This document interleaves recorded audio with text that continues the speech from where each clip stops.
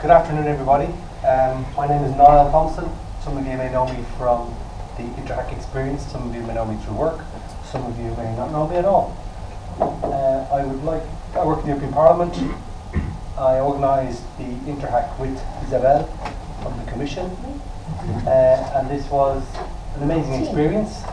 I would love to introduce you to Leo and Frank, who will walk you through the rest of this presentation. So yes, we've been doing hackathons for a fair few years. We've done over 20 with different organizations, anything from volunteering stuff like Startup Weekend, all the way to working with banks, and now the European institutions, not one but three at the same time, just for kicks. What we'd like to do today is, if you don't know yet what a hackathon is, we'll give you a brief intro. If you do know what it is and you're thinking about organizing one, we'll try to give you some tips on what needs to go into making it, and at the end we'll have space for Q&A, so you can ask any specific questions you have about a hackathon in principle or the particular one that you're planning. And of course we'll be here after the presentation over the drinks, so please feel free to come over and chat in more detail. And with that, I'll leave you in the care of Frank for the next few minutes. We're also going to be talking about InterHack, obviously. Right. Some of you participated in InterHack. Who participated? That's about 1/3 of the group. Of the rest of you, who's ever attended a hackathon? No. Ever organized one? No. Well, as Leo says, we've organized quite a few. I've had the pleasure of taking part in a hackathon myself. I find them absolutely amazing. I love my job. I love organizing hackathons. And I think I love taking part in hackathons even more, because they're just an incredibly intense and creative opportunity to do something completely different. They're very tiring usually. You need some days off or to sleep a little bit, because yeah, especially the 3-day hackathons are really heavy. But anyway, so what is a hackathon? It's basically a small group or a large group of people coming together to hack. And when we say a hack, for people who don't know what a hackathon is, people often have the wrong impression. They think we're coming together to break into the network of the European Commission.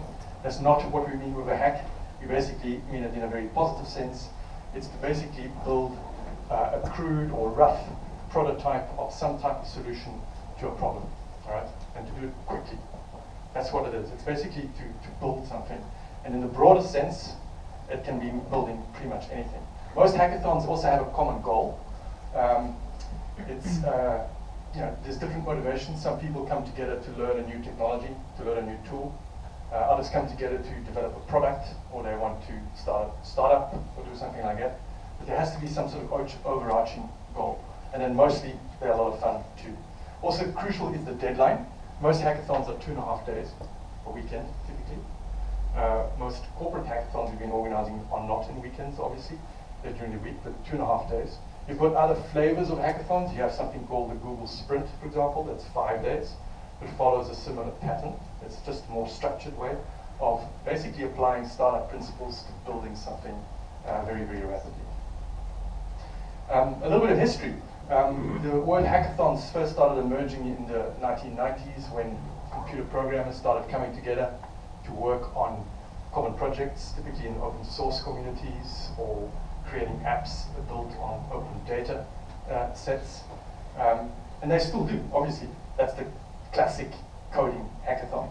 But then what you started seeing in the 2000s is that the startup community got hold of the concept.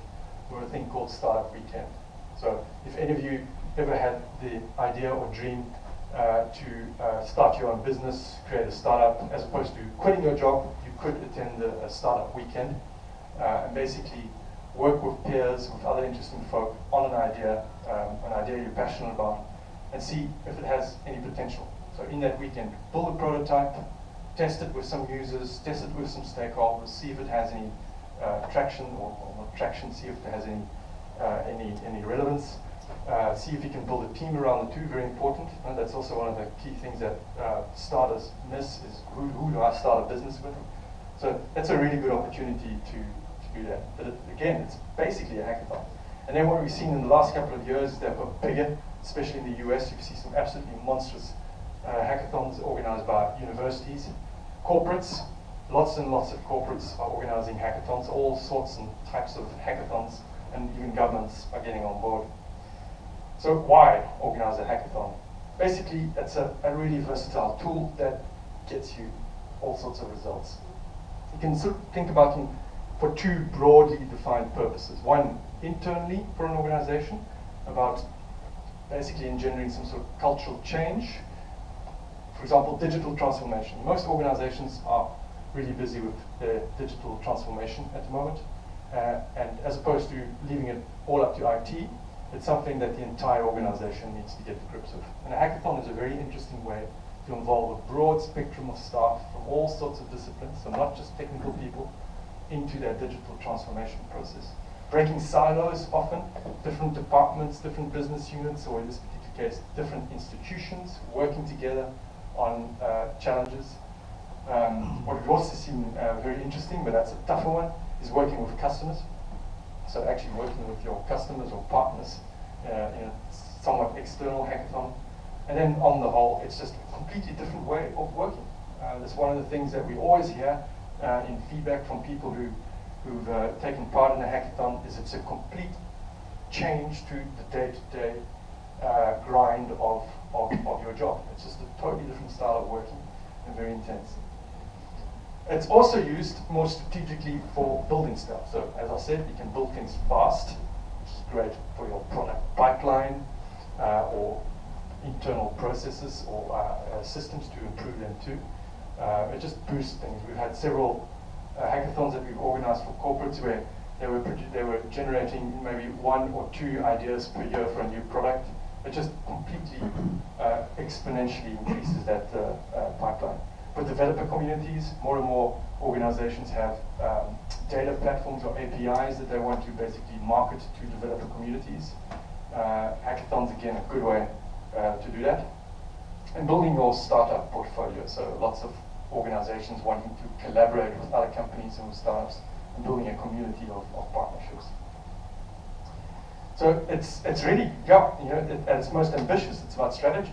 It's about as opposed to from the top, the senior management team determining strategy. It's really letting people across the organization determine what key challenges are and creating solutions for those challenges, and creating some alignment around that strategy too. So if you really sort of embed it in your organization, make it part and parcel, put it on the sort of annual agenda, it really becomes quite an important strategic tool. Components for success. These are just the lessons that we've learned time and time again that make the difference between a successful hackathon and one that doesn't deliver the results. You need a purpose, you need a good concept. Just organizing a hackathon, say, hey, we're going to organize a hackathon, let's all come together and do some stuff, doesn't cut it anymore. There's just too many hackathons out there. Also, lots of people still don't know what a hackathon is, so you need lots of communication and educating. But some sort of aspirational, compelling concept is really, really important. Ideation, again, if people come well prepared, the chances of success are much higher. Lots of people have interesting ideas. The problem is, lots of ideas tend to be quite crappy. So as opposed to spending an entire weekend working on an idea that just is wrong, rather spend half a day or 2 hours in an ideation session with peers, with some experts, to get some feedback on your idea, or generate a different idea, and come well prepared. If you come well prepared, if you've done some validation of the idea, it's just so much better. So we pretty much always do ideation sessions. Challenge champions, challenges. Again, in an organizational context, you need some sort of commitment from senior management that the projects that come out of a hackathon, that they're going to go somewhere, that they don't just disappear in the ether. That there's actually that a hackathon is not a one-off event, but that it fits in a broader innovation strategy, so that there's a clear purpose.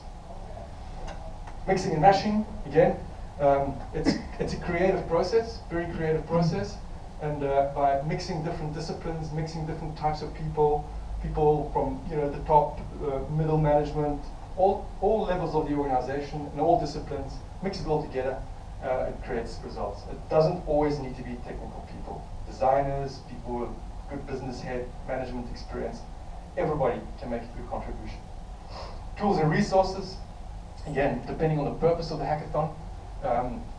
Some sort of technology platform or tools, data sets. If you're doing hardware stuff, obviously 3D printers. I mean, basically, any type of tool, or also very important expertise. What we've often done with some organizations is involve professional designers to basically support teams, so that the end product, the demo or prototype, is just that little bit better.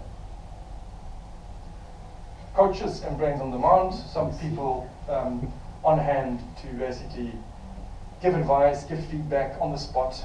Experts in specific domains. If you've highlighted a specific, for example, if one of your challenges is around IT security, make sure you have security experts on hand. If you're designing or developing tools for a particular target audience, user group, make sure you have users on hand. So you can do immediate testing. The venue, also very important. The last hackathon we organized was at a football stadium. It's just fantastic to have a complete different context to the usual working situation. Food, very important, very hugely important. People just, die a slow death if they're not fed properly during a hackathon. Caffeine. I wouldn't recommend beer and alcohol, because again, that just has an adverse effect on productivity, except at the end. Rapid pitching, so usually we round off with pitching. So it's the culmination of the event where everybody has worked up to the final deadline, and finally you have something to show, typically a demo and some sort of final presentation, which you typically present to a jury and an audience, and that's what culminates the cathartic moment of the end. But it's not the end. The hackathon is really just the start. Again, emphasize that, really, really important. I'm going to use that with some examples, but make it an annual event embedded in a bigger innovation strategy is really, really important. If it's just a standalone event, you create a lot of momentum and a lot of energy that just dissipates, and it's just a waste. Just some examples before we move on to InterHack. This is an example of an internal hackathon where boosting the innovation culture was important. This is something that BNP Paribas Fortis does, I think it's about 3 a year now. Started small, they're getting bigger and bigger, because word is getting out in the organization that this is interesting. And you've got to understand this is a complex organization. You've got the headquarters with lots of people, but you've also got the branches spread around the country. And just word is getting out across the entire organization that these sprints or these hackathons, they're really cool, they're really interesting. Projects that come out, that win the prizes, are put into a 4-month incubator. So they have an opportunity to continue working on the project. And if after 4 months it turns out that there's some potential here, the business picks it up and turns it into a real product. This is something we did with a pharmaceutical company around epilepsy. They need to go beyond the pill and wanted to look at building partnerships with startups, building digital tools for patients with epilepsy, their families and caregivers. It was an external hackathon, so they just open to anybody. And we attracted about 100 coders, designers, developers. But they were all passionate about epilepsy. They either had it themselves or they had a family member with epilepsy. So it was just an incredibly motivated team of people. 17 projects, 17 prototypes, 6 still active today. Really, really great. This was more a joint effort around mHealth with a number of different organizations. So you can do, basically get an entire ecosystem or sector involved. A 5-day sprint. So this is a variation. It's basically a process developed by people at Google. But it's the same sort of process over 5 days where you go and tackle a specific design problem and come up with a prototype. And the prototype that comes out of 5 days, obviously, is a lot more developed than in 3 days. And then here it can get quite strategic. This was an example where 3 child benefit agencies in Belgium wanted to merge their activities, and on merging wanted to launch with a completely new digital offering. And so they let their staff build this thing. So they didn't outsource it, they didn't give it to IT, it was just basically people on the ground who were dealing with customers on a day-to-day basis who built that product, at least the prototype. InterHack, great experience. The rationale from an organizer's point of view, but we'll let the organizers comment on this too. Firstly, to stimulate inter-institutional collaboration among IT professionals, something that to date hadn't really been happening across the Commission, the Parliament and the Council. Advance the innovation culture, and also there were a number of issues that a lot of users had been querying about over the last couple of years that haven't been resolved, and this would also be an opportunity to actually solve some of those problems. And then from a user's perspective, again, it's really where does that passion come from? To basically work on your own solution to a problem that you care about, an idea that you may have.